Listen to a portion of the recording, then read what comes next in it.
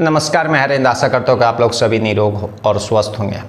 2-3 महीना पहले जो देश के अलग अलग जिलों में पत्नियों के द्वारा पतियों का जो कत्ल करने का सिलसिला चालू हुआ, शुरुआत में मुस्कान और बाकी और भी जिलों के अलग अलग पत्नियों का नाम हाईलाइटेड हुआ था, सोशल मीडिया न्यूज़ चैनल में चल रहा था। तो उस समय लगा कि शायद वह फर्स्ट और लास्ट ऐसी है। लेकिन उसके बाद जो सिलसिला चालू हुआ और जिस तरह से कत्ल जैसी वारदात को अंजाम दिया गया, तो उसमें मुस्कान और बाकी और जो नाम है वह शायद पीछे छूट गए। अलग अलग साजिशें, अलग अलग चीज़ें, अलग अलग कारण जो निकल कर के बाहर आ रही है, तो समझ में नहीं आ रहा है कि इसका अंत है भी या नहीं है। आज की कहानी भी एक ऐसी कहानी है जिसमें एक पत्नी अपने पति का कत्ल करने के लिए ऐसी साजिश रचती है कि जिसमें ना केवल पुलिस वाले बल्कि बाकी जो लोकल राजनीतिक पार्टी के लोग होते हैं वे लोग भी उसकी साजिश में आ जाते हैं। दरअसल ये कहानी जो है यूपी का है। यूपी के कानपुर में एक लक्ष्मण खेड़ा इलाका है, गांव है, और उसी लक्ष्मण खेड़ा इलाका में एक छोटा सा परिवार रहा करता था। परिवार का मुखिया धीरेंद्र था, 30-32 साल का उम्र। उसकी पत्नी जिसका नाम रीना पासवान, 28-29 साल उसका उम्र, और एक 4 साल का बेटा भी था, और साथ में एक बूढ़ी माँ रहा करती थी। धीरेंद्र जो था वह उसका अपना एक ट्रैक्टर था और गांव में ही वह रेंट पर दिया करता था। खेतों में ट्रैक्टर का जो काम लिया जाता है उसके लिए, और ख़ुद भी कभी कभी चलाया करता था। तो मिला जुला करके बहुत अमीर भी नहीं और बहुत गरीब भी नहीं, संपन्न परिवार था, और सब मिला जुला के सब चीज़ ठीक चल रहा था क्योंकि छोटा सा परिवार था, तो कहीं से कोई दिक्कत नहीं।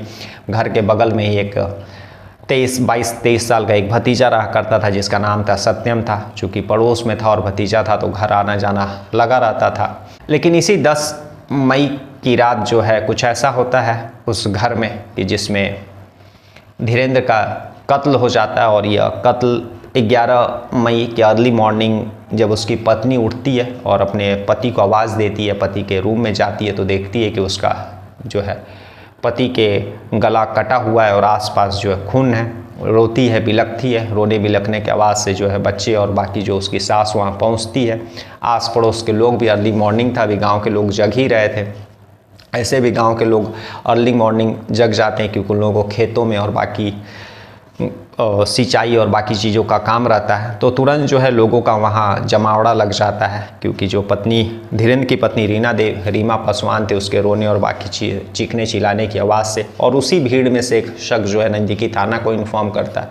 पुलिस पहुँचती है और सारी चीज़ उसके पत्नी और बाकी लोगों से जानकारी प्राप्त करती है। तो पता चलता है कि दरअसल 10 मई की रात जो है धीरेंद्र ठीक ठाक खाया पिया और उसके बाद सोया, लेकिन कब कत्ल हुआ क्योंकि वह घर के बाहर सो रहा था, किसी को पता नहीं चला। और पत्नी जब सुबह उठी तो धीरेंद्र का डेड बॉडी देखती है, उसका गला कटा हुआ है। खैर पुलिस जो है उस बॉडी को पोस्टमार्टम के लिए ले करके पुलिस जो है उस बॉडी को उठा करके पोस्टमार्टम के लिए भेजने वाली थी। लेकिन जैसे ही यह बात गांव के लोगों और आसपास के लोगों को पता चलता है तो लोकल जो राजनीतिक पॉलिटिकल पार्टी रहते हुए लोग भी पहुंचते हैं और पुलिस के ऊपर इस कांड का खुलासा करने के लिए, कातिलों को पकड़ने का प्रेशर बनाने लगते हैं। अब पुलिस के ऐसे बहुत सारे केसेस होते हैं जब लोकल पार्टी, राजनीतिक और लोग जब धरना प्रदर्शन करने लगते हैं तो पुलिस के लिए वह समय संभालना और जल्द से जल्द कातिलों तक पहुंचना एक चैलेंज हो जाता है क्योंकि एक पर्टिकुलर टाइम में पुलिस को उस केस का उद्भेदन करना पड़ता है ताकि जो है भीड़ उग्र ना हो और कोई अनटूवर्ड इंसिडेंट ना हो। तो इसीलिए पुलिस के ऊपर प्रेशर था। खैर पुलिस जो है पोस्टमार्टम में भेजने के साथ साथ जो स्नीफर डॉग की टीम रहती है उसको भी बुलाती है। स्नीफर डॉग पहुँचते हैं और मौका वारदात पर कोशिश करते हैं कि जो है कातिल के बारे में पता किया जाए।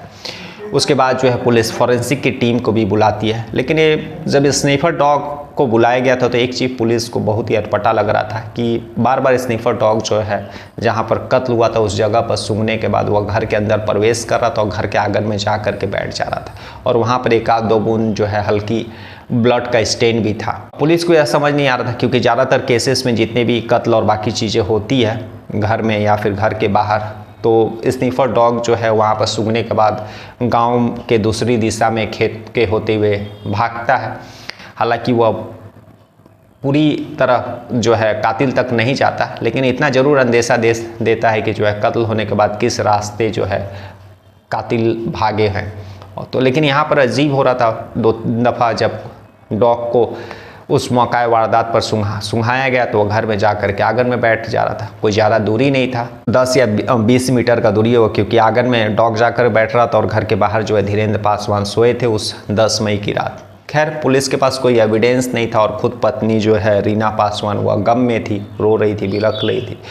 पुलिस के ऊपर प्रेशर भी था तो वह रीना से डायरेक्टली किसी तरह का कोई सवाल भी नहीं कर सकते थे। लेकिन घर वालों से, बूढ़ी माँ से बस इतना ही पुलिस ने पूछा और घर का मुआयना किया कि 10 मई की रात कुछ ऐसा अजीब इस घर मतलब धीरेन्द्र पासवान के साथ हुआ। तो किसी ने भी या पत्नी ने भी कुछ ऐसा पुलिस को बताया नहीं, बस इतना ही बताया कि सुबह में जो है कार्तिक यादव और रविंद्र यादव बोल करके 2 शख्स थे, उसी गांव में रहा करते थे और ट्रैक्टर को, जो धीरेन्द्र पासवान का ट्रैक्टर था, उसी को रेंट पर देने के ले करके जो उन लोगों का विवाद हुआ था और शायद उन्हीं कार्तिक यादव और रविंद्र यादव ने धीरेन्द्र पासवान का कत्ल किया है। जैसे ही पुलिस के सामने 2 नाम आते हैं, पहले से ही जो है गांव के लोग और आसपास के जो है छोटे पॉलिटिकल पार्टी वहां पर पहुंचे हुए थे। पुलिस बिना देर किए हुए, बिना किसी एविडेंस के कार्तिक यादव और रविंद्र यादव को गिरफ्तार कर लेती है। थाने में लोग लगातार पुलिस को अपने बेगुनाही के लिए बता रहे हैं, लेकिन पुलिस भी मजबूर थी, क्योंकि जिस तरह से पुलिस के ऊपर प्रेशर था, पुलिस भी उन लोगों को गिरफ्तार करके जेल भेजती है, लेकिन अपना तफ्तीश जो है कंटिन्यू रखती है। किसी तरह का कोई कैमरा, सीसीटीवी फुटेज, ना ही कोई चश्मदीद। तो पुलिस के लिए भी एक ब्लाइंड केस था, लेकिन जो इन्वेस्टिगेशन ऑफिसर थे उनके दिमाग में बार बार यही उस स्निफर डॉग का मूवमेंट घूम रहा था कि वह मौका वारदात जो घर के बाहर जहाँ पर बॉडी था वहाँ पर सूंघने के बाद जब उसको छोड़ा जा रहा था तो वह घर के आंगन में जा कर के बैठ जा रहा था और वहाँ पर एक आध बूंद जो है हल्की खून का स्टेन भी था। तो यही पुलिस के लिए सबसे अटपटा लगा। लेकिन इन्वेस्टिगेशन ऑफिसर को इतना क्लू वो उस स्निफर डॉग ने दे दिया कि जो है कातिल हो ना हो उस घर का ही हो सकता है। खैर पुलिस जो अंधेरे में ही अब तीर चलाना था, इसलिए वह चुपके से जो है रीना पासवान रहती है धीरेन्द्र की पत्नी, उसका CDR रिपोर्ट, फ़ोन नंबर लेकर के निकलवाती है, उसका लोकेशन निकालती है। तो पता चलता है कि जिस 10 मई की रात तो धीरेन्द्र पासवान खाना खाने के बाद जब सोए थे और उसके बाद मॉर्निंग में उनका डेड बॉडी मिला, उस रात जो है रीना पासवान अपने जो पड़ोस में रह रहे जो भतीजा सत्यम रहता उससे लगभग 40 दफ़ा बात हुई थी 3 घंटा 4 घंटा के दौरान। अब पुलिस को यह समझ में नहीं आ रहा था कि ऐसा क्या था कि उस रात जो है 40 दफ़ा सत्येंद्र से बातचीत किया गया।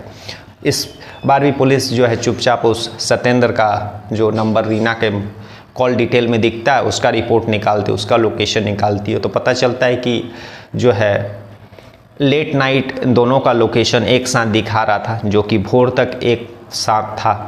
पुलिस को यहाँ पर भी अटपटा लगा कि आखिर क्या ऐसी बात होगी कि रात को 1-2 बजे जो है सत्यम का मोबाइल लोकेशन जो है धीरेन्द्र के घर पर बता रहा है, रीना का भी जो है मोबाइल लोकेशन एक साथ बता रहा है कि घर के अंदर।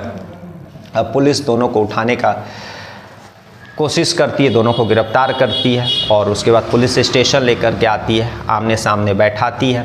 गांव के लोग, बाकी पॉलिटिकल पार्टी भी चाह रहे थे कि केस में जल्द से जल्द उद्भेदन हो। पुलिस कड़ाई से इन लोगों से पूछताछ करती है तो सत्यम टूट जाता है। उसके बाद बताता है कि उसकी जो चाची है यानी रीना पासवान, उसके साथ जो है इसका एक्स्ट्रा मैरिटल अफेयर है जो कि 1-2 साल से चल रहा है। और कुछ महीना पहले ही धीरेन्द्र पासवान जो इन लोगों को आपत्तिजनक स्थिति में देख लिए तो उसके बाद घर में लड़ाई झगड़ा और बाकी चीज़ें हुई थी। और उसी दिन रीना पासवान ने कसम खा ली थी कि उसको जो है अपने पति धीरेन्द्र पासवान का कत्ल करना है, क्योंकि वो जानती थी कि अगर वह उसका पति जिंदा रहा तो वो अपना एक्स्ट्रा मैरिटल अफेयर को कंटिन्यू नहीं कर पाएगी।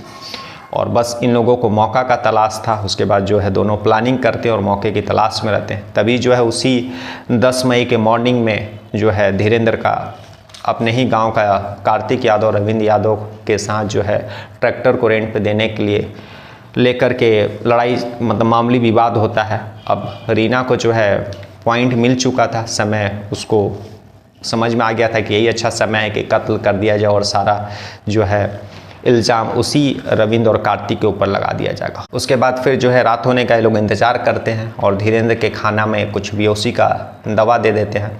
धीरेन्द्र जो हल्का बेहोश हो जाता है जब वो खाना खाने के बाद सोने जाता है। और फिर उसके बाद जो है रीना अपने आशिक उस भतीजे सत्यम को फ़ोन करती है और फिर सत्यम पहुंचता और फिर जो है घर के ही चाकू से जो है धीरेन्द्र का गला काट देता है पहुंचता और धीरेंद्र को मौका ही नहीं मिलता चिल्लाने और बाकी आवाज़ निकालने का। और फिर सुबह जो है पत्नी रीना पासवान जो है झूठी नाटक रोने का और बाकी गम में जाने का लोगों को, आस पड़ोसियों को, पुलिस को दिखाती है। लेकिन अंत में जो है दोनों पकड़े ही जाते हैं। पुलिस दोनों को गिरफ्तार करके जिस चीज़ से कत्ल किया गया था वो सारा चीज़ बरामद करती है और पोस्टमार्टम रिपोर्ट और बाकी forensic report, CDR report, call details, बाकी चीज़ें जो रहती है उन लोगों को एविडेंस के तौर पर कोर्ट में पेश करने वाली है।